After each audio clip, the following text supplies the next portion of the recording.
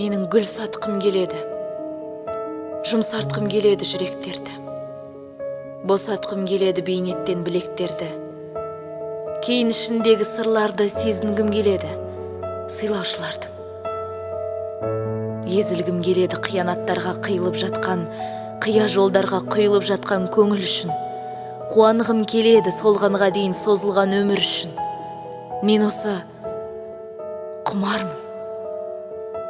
Мүмкін одан рақат табатын да шығармын. Табыттарға қойылатын шегіргүлдерді мойынға іліп, сүйіктілеріне арналған шоғырға шоқ қосып байлағым келеді. Сүйгендеріне сыйланбайтынын біліп, сергелдең етіп ойнағым келеді.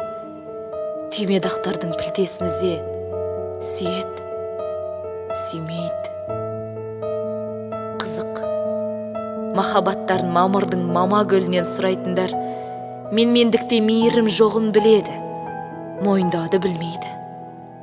Жаным, дәл сендей әдемі гүлдермен барамын.